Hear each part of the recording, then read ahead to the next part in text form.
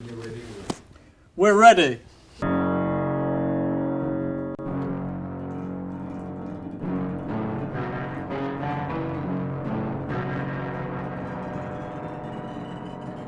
When you started with Marillion, how did you feel about your new popularity?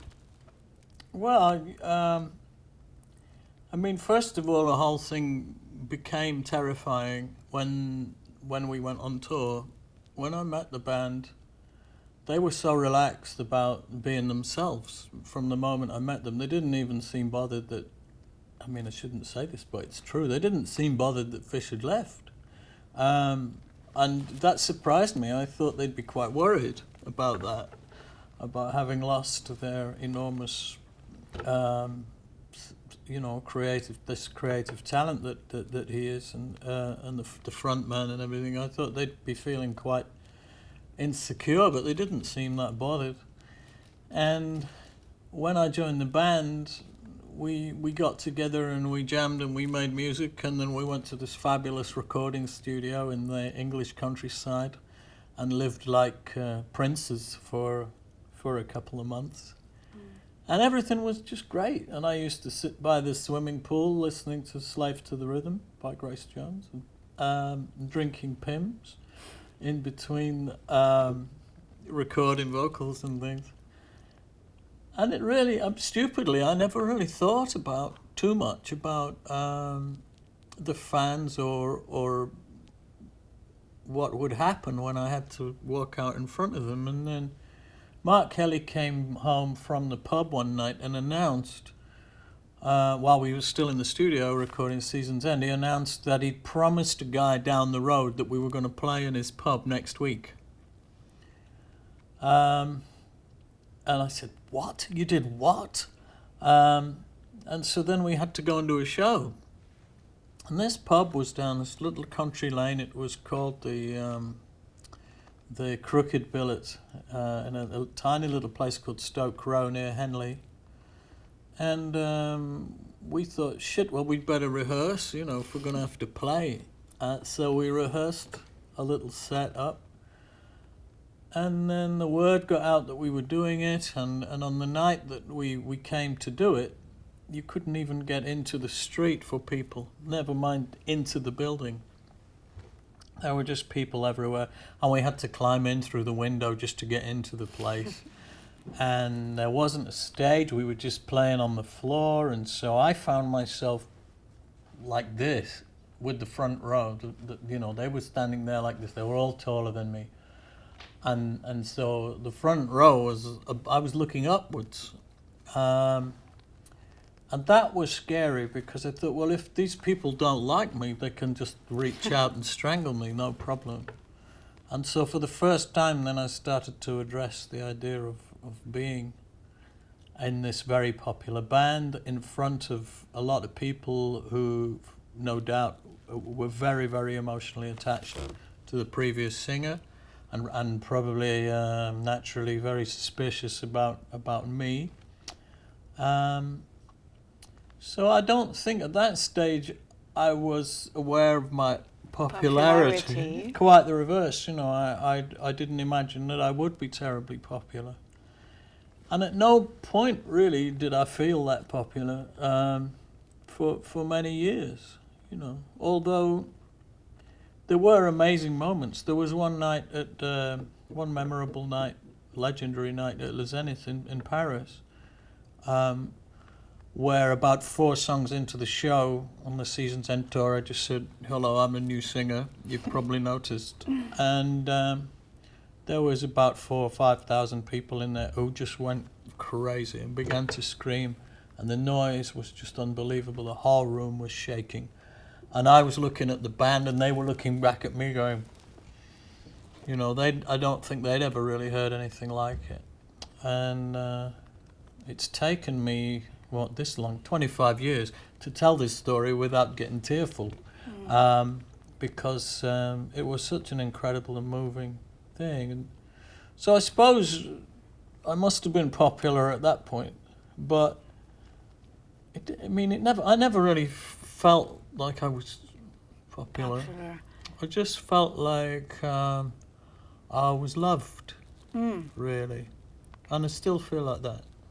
Good. So you were well received by the fans as the new singer? I think so, you know, eventually. I mean, I assumed that the people who didn't like what I'd done, they probably left. So I wasn't likely to meet them. And maybe they stopped buying Marillion records and stopped coming to Marillion shows. So I'm fortunate, really.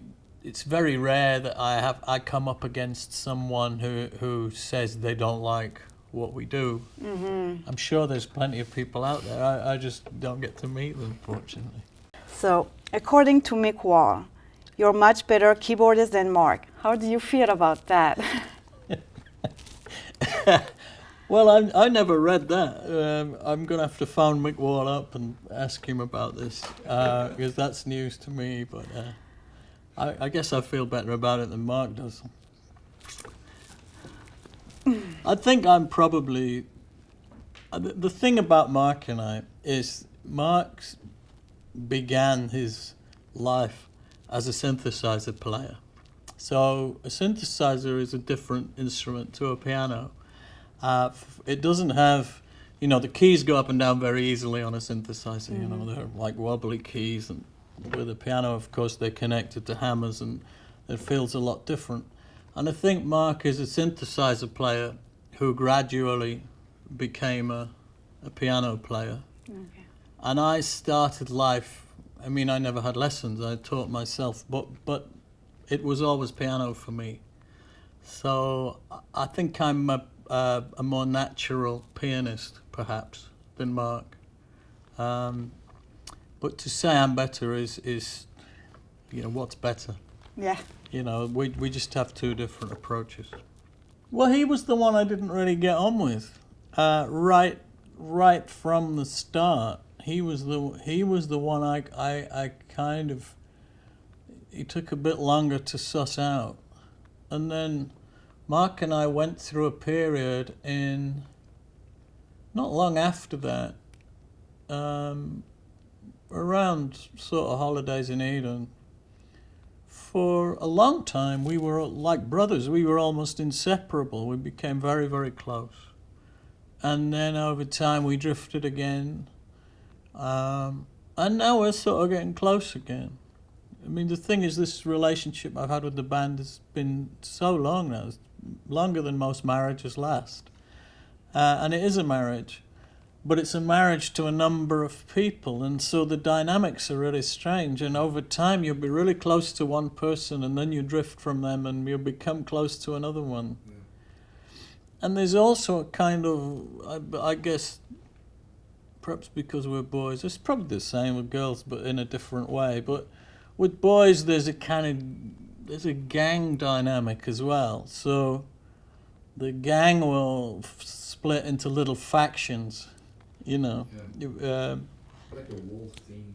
It's a strange thing, you know, but it's natural, and you have to fight the feeling of, you have to fight the kind of gang dynamic to pick on someone else, you know, or to take the piss constantly out of one person, just as you have to fight against feeling victimized yourself, you know. So it's a funny thing.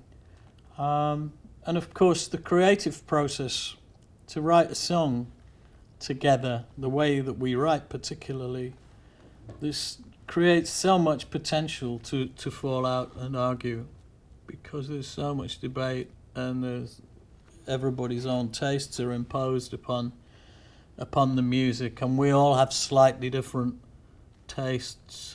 I should probably not say too much more about that, but you know, because everyone has a slightly different taste, everyone has a slightly different idea of what a good thing is, so there can be a lot of argument over making a song, and then you have to learn not to become personal. Yeah. It's a learning curve, but I think out of all the bands on earth, we're we've probably handled it better than a lot of people, because I think that's why a lot of bands split up. They let those divisions force them apart, and that's always a shame. I want to talk about how you financed the album Arachnophobia. You dropped mails to fans with the sale pitch. How would you guys feel about buying an album that we haven't recorded yet? Yeah, this was something that I think I wrote that email. I tend to get the job of writing things like that because I'm wordy. So they were probably my words. But that all started with the American Tour Fund. Basically, we'd left EMI and we'd done a deal with a new label, and we'd made an album called This Strange Engine. And we came to tour with This Strange Engine, and we realised we wouldn't be able to tour America because we couldn't afford it. Back in those days, when we had managers and agents, whenever we toured America, we used to lose a lot of money. You know, typically $70,000 would be lost touring America, and we couldn't afford it. When we were with EMI used to pay for it. They used to charge us for it, of course. They didn't just pay for it, but they used to advance us the money. And because the new label didn't have that kind of money to spend on supporting tours, we put out a message to the American fans saying we wouldn't come to America. And then instead of the American fans going, oh, well, that's a shame, some guy called Jeff, that was him, Jeff with a French name, Pelletier? Pelletier. Say it again? Pelletier. We met him in Boston. Well, he had this idea to open a bank account. And he was on this thing called the internet, which I'd never heard of in America. And he put up this message on a notice board to the fans saying, anybody wants to see a Marillion tour America, I've opened a bank account, send money. And when I heard about this, they already had $20,000 in the bank when I heard about it. And so really, we then got involved, and we said, okay, anybody who's contributing to this tour fund, we'll make a CD that is only available to anyone who's contributed to the fund. And that was a live CD at Rochester. Was that right? Was it Rochester? Yeah? There are people in the organisation here who know more about this than I do. So they raised all of this money, and we did this tour, and one other thing happened, which was that Mark Kelly, in his wisdom or madness, decided he should advertise for a new keyboard tech in America. When you sing, you're very theatrical. Do you imagine a cast of characters? No, I'm all of them. Because what I write about is what goes on inside me, or what has gone on inside me. And so when I sing, I try to pop myself back in that place that I was when I wrote those words.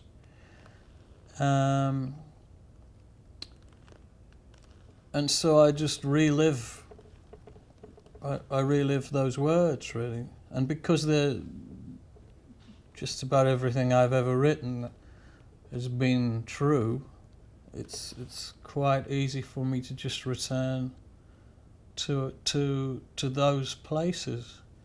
And that theatrical thing is really just what happens when I go there. It's not like I'm an actor or anything. I don't think I am really an actor. I'm just someone who relives what I've written, yeah. And sometimes I'll do things just to try and explain something. there's a line in The Invisible Man: when you stumble, you will stumble through me, and I will try and show that happening in order to try and explain that line, because it's a strange, I think it's a strange line, but I try to illustrate the fact that the Invisible Man is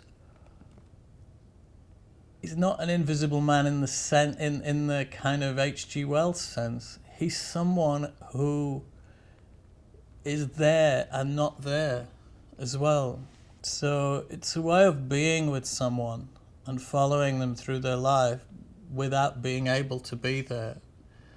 So it's like having only eyes and witnessing something that you can't do anything about, and the frustration of not being able to do anything to help someone or to be close to someone who you naturally feel close to, and yet have been separated from, and the frustration of not being able to protect someone and yet having to watch them in distress. That's really what The Invisible Man is about. And so I will act things just to try to explain what I'm saying sometimes. Okay. Science can explain everything. What about love? Well,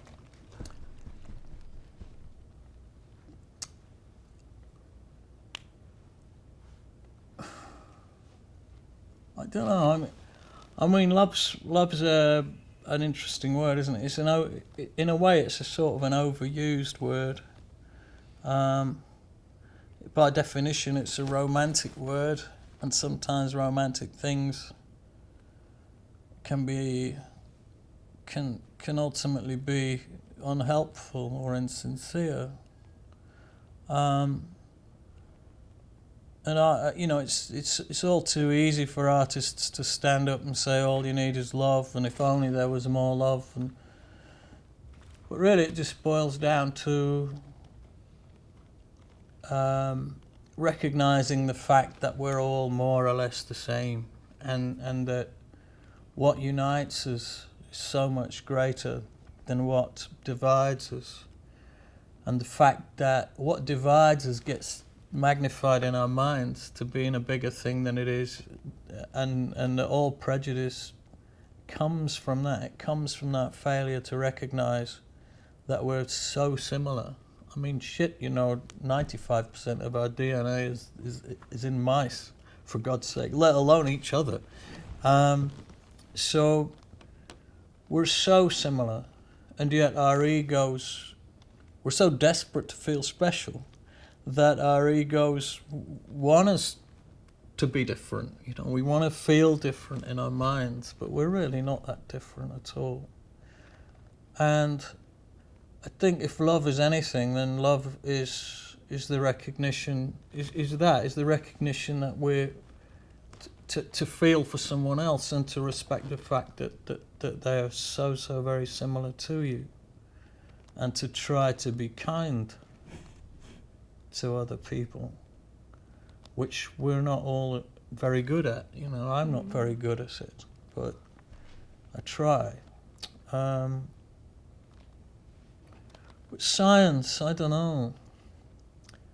We're an unusual bunch, aren't we? We're the only creatures who can make machines, and yet we're the only creatures who then dedicate our lives to those machines and let the machines rule us. We're the only creatures that can build atomic bombs and neutron bombs and create things that have the power to destroy everything. We're the only creatures who poison and use up our own earth. We're peculiar creatures, and yet at the same time we're the only creatures who can dream, who can see colours beyond the spectrum. I'm quoting someone else now. I'm not being that clever, but we are. We're so special in so many ways. We have the capacity for this amazing love. And yet, you know, I sit here today and the Israelis have just murdered 80 people in the Gaza Strip last night, you know. Because perhaps they fail to recognise that the people they're murdering are so very similar to them. You know, we're all essentially the same, you know, we all have the same wants and needs. And, you know, someone goes out and kidnaps 3 young Jewish kids and kills them, and then the next thing you know, 80 Palestinians are dead. It's all so silly, really. In the scheme of things, it's tragic, but it's actually silly too. It's a shame we can't all just get together and work it out and respect each other. I don't think I answered your question at all then, did I? I think you did. Oh, that's all right. Well, I remember the ironing. Go on, let's ask it. Go on. So do you remember how we met in 92? Yes! No, I do. I just don't remember anything else that you remember, but I remember we played a gig in Quebec, didn't we? Yes. Apparently we played there for 2 nights, I don't remember that. And you were working behind the bar, and I don't remember how we then got talking, but we did, didn't we? Yes, we Yeah, did. yeah, you might have to answer this question. And I also remember going and meeting your mother in her apartment. Yes. And I remember an ironing board, and I thought she was ironing, but you told me earlier that I was ironing. You were, yeah. What was I ironing? Oh, My blouse. your stuff. I was getting ready to go see your gig, and I took a shower, and you were talking to my mom, and you were ironing, talking to my mom, and yeah. Christ. There we are. I could say thank you to everybody, particularly in the state of Quebec, for being so incredibly supportive, and way beyond supportive, affectionate and full of love for Marillion, because it's an incredible feeling we have here in this part of Canada, in this part of the world. And whenever we come here, it's shocking. It's shocking. And there's been moments when we've been here that I've hardly been able to function from the reaction of the people. Mm-hmm. So thank you very much for this feeling.